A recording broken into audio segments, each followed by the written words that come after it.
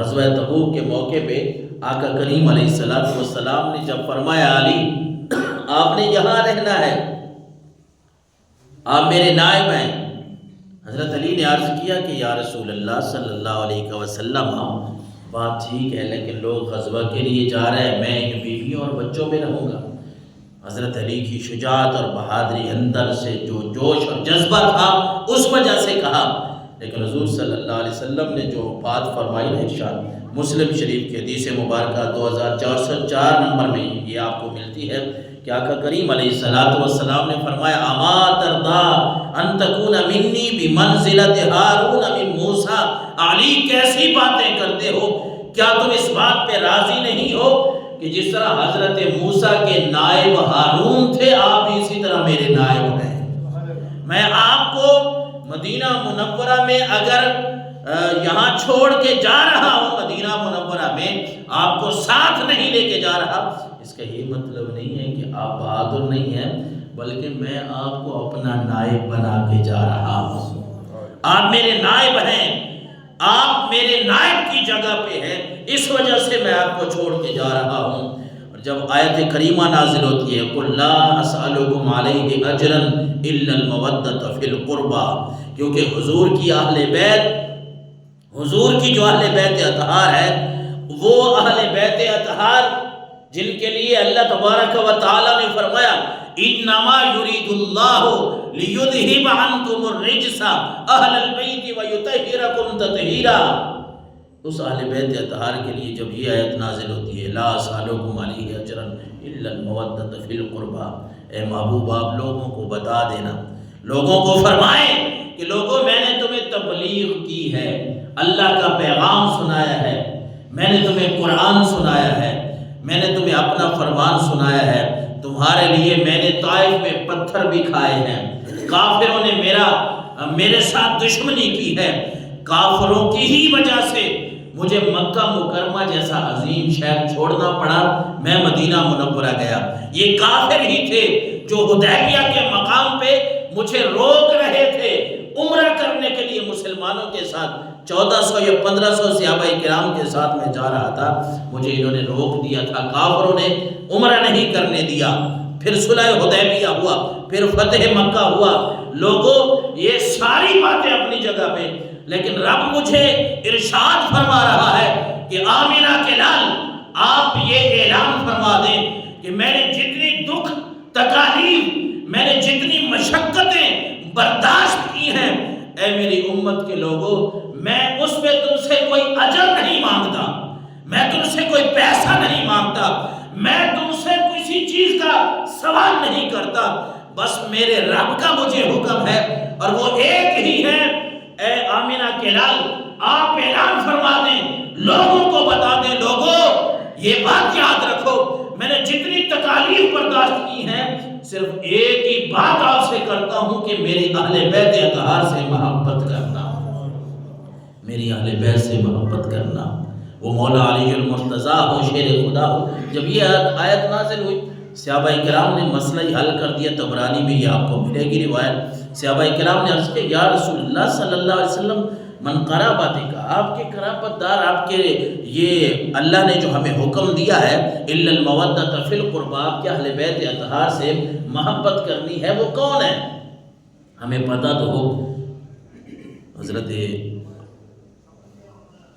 محمد مصطفیٰ صلی اللہ علیہ وسلم نے جب صحابہ کرام کی یہ بات سنی، تو صحابہ کرام بڑے،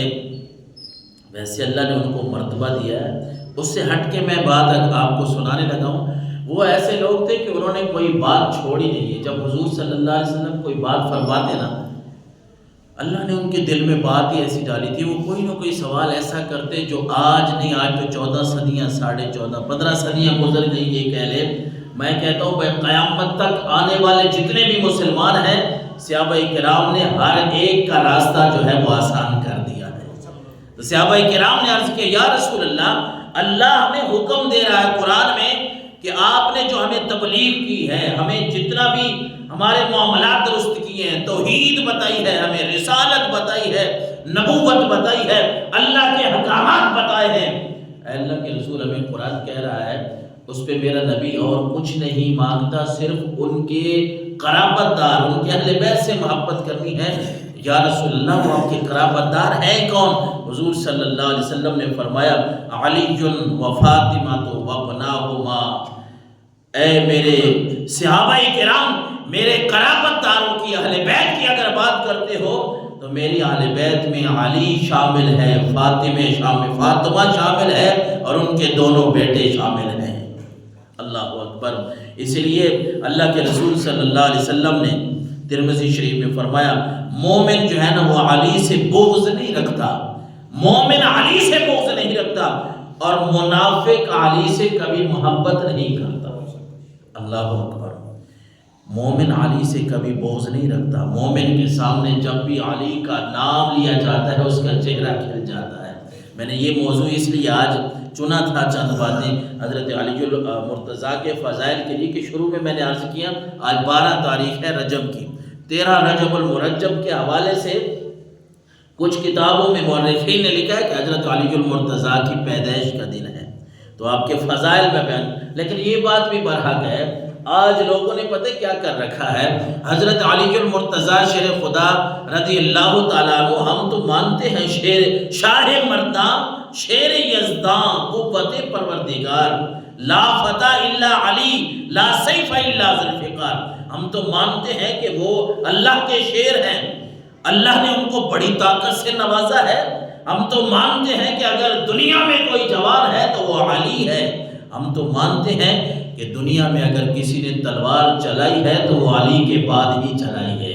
علی کی تلوار بڑی مشہور ہے۔ لیکن اس کے ساتھ ساتھ یہ بات بھی ہے، لوگوں نے آج کل پتہ کیا کر رکھا ہے، یہ کل کا جو دن ہے اس میں پھر وہ ڈرامے بازیاں کرتے ہیں، کیسے بھائی گھوڑوں کی ناچ ہے، بھائی حضرت علی جو نام لے رہے ہیں مولا علی المرتضیٰ شیر خدا کا، ارے خوف کرے، کچھ خوف کرے کہ نام کس ہستی کا ہم لیں اور اس کے نام پہ ہم میلے لگوا لیں کہ آج حضرت علی المرتضیٰ کی پیدائش کا، ان کی ولادت کا دن ہے، تو آج ہم کتے لڑائیں گے، آج ہم گھوڑوں کی ناچ کر، اس سے مولا علی راضی ہوں گے؟ مولا علی المرتضیٰ اگر راضی ہوں گے تو وہ اس بات پہ راضی ہوں گے کہ ہم بیٹھ کے قرآن مجید کی تلاوت کریں، کوئی نوافل ادا کریں اور اہل بیت اطہار کی یادوں میں اپنی زندگی بسر کریں۔ مولا علی المرتضیٰ تو اس بات پہ خوش ہوں گے کہ کل کا جو دن ہے وہ ہم یوں منائیں کہ ہم صبح اٹھے تو فجر کی نماز پڑھیں، اپنے گھر والوں کو اٹھائیں اور گھر والوں کو بتائیں، اپنے بچوں کو بتائیں کہ آج اس ہستی کا جنم دن ہے، ان کی ولادت کا دن ہے جو بچوں میں سب سے پہلے اللہ کے نبی کے اوپر ایمان لائے تھے۔ ہم اپنے بچوں کو یہ بتائیں کہ آج اس ہستی کی ولادت کا دن ہے کہ جس ہستی کو رب نے یہ شان عطا فرمائی ہے کہ سب سے پہلے حضور کے ساتھ نماز پڑھنے والی اماں خدیجہ ہیں، ان کے بعد حضور کے ساتھ نماز پڑھنے والے مولا علی ہیں۔ ہم اپنے بچوں کی یہ تربیت کریں، اور پھر ساتھ ساتھ نیا سال لگا ہے تو اس بارے میں بھی ہمیں سوچنا ہے، جس کا دوسرا دن ہے اس بارے میں اب ٹائم تو ختم ہے، خیر میں بس ایک دو بات آپ کو یہ بتاؤں کہ نیا سال ہم نے کیسا گزارنا ہے۔ ایک تو یہ ہے کہ بس خوشیاں منائی گئی ہیں، پٹاخے اور روشنائیاں، ایک تو یہ ہے، ایک یہ بھی یہ بات یاد رکھنی چاہیے کہ اللہ کے نبی سے جب سوال ہوا نا کہ زندگی کس کی اچھی ہے اور کس کی بری ہے، آپ نے فرمایا من طال عمرہ وحسن عملہ، لوگوں جس کی عمر لمبی ہو اور عمل اس کے چنگے ہوں اس کی بہترین زندگی ہے، اور فرمایا جس کی عمر لمبی ہو لیکن عمل اس کے برے ہوں وہ بدترین زندگی ہے، ترمذی شریف کی حدیث ہے۔ تو اس بارے میں ہمیں یہ بھی غور کرنا چاہیے کہ اس نئے سال کا آغاز، یہ نیا سال جو لگا ہے، ویسے اسلامی سال کا پہلا مہینہ محرم ہوتا ہے، اس بارے میں بھی کوئی حرج نہیں ہے۔ فیس بک پہ مختلف مجھے میسج دوستوں نے کیے تھے کہ جی یہ نیا سال کی جو ہے مبارکباد دینا کیسا ہے، یہ نیا سال ہے کہ نہیں ہے۔